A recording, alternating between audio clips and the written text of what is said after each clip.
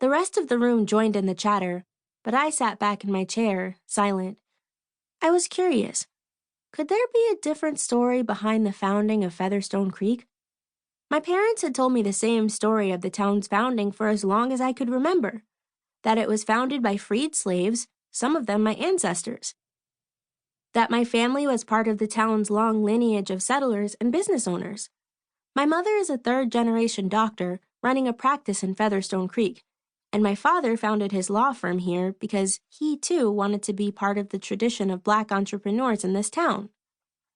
Ms. West jumped in to keep the peace.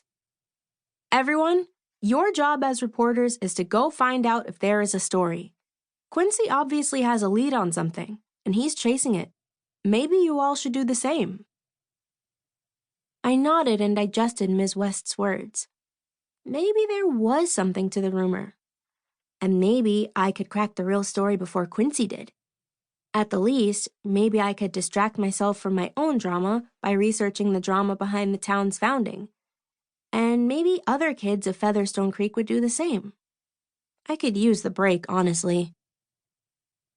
We were a few weeks out from the annual spring camping trip to Lake Lanier, and there was no way I could see myself getting on a bus to go into the woods with people who truly thought I was the meanest of the mean girls. Blake Williams, a new friend who had transferred to Featherstone Creek this fall, was more hopeful. She had visions of us bunking together in the woods and roasting marshmallows by the fire. Seriously, no one's gonna remember this on the camping trip, she said on the phone. I'd called her for some math homework help when I got home from school that afternoon, and our conversation quickly turned to the upcoming trip.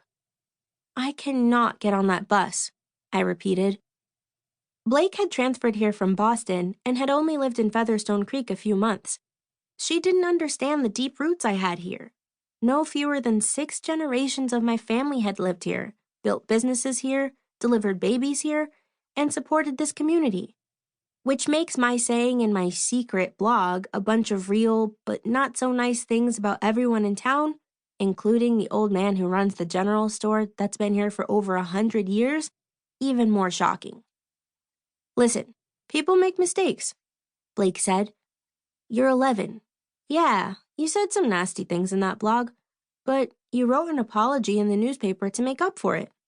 People can't hate you forever. They can try, I said. I think you should go on the trip and do your best to win everybody back, Blake said. Just be extra nice to everyone. Go up to people one-on-one and explain yourself.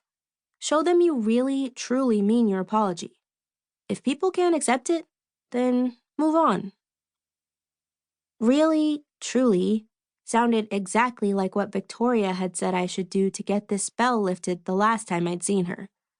She said if I apologized to everyone I'd hurt with my blog and they forgave me, she'd finally remove the spell that was turning my life into a dumpster fire. I tried to imagine myself smiling at people as they threw daggers at my picture on a dartboard in the campground's lodge. I imagined myself staying strong as people laughed in my face when I told them I was sorry. I tried to block out the worst of all possibilities, including people using balled-up copies of my heartfelt column as kindling for a bonfire. I still didn't see my attendance at the school trip going well. Blake, really, how can anyone forget what I did? I said. I certainly couldn't.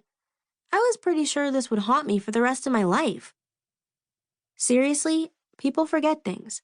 I'm sure by the time we get back from the trip, nobody will even remember or care. They'll be talking about something else.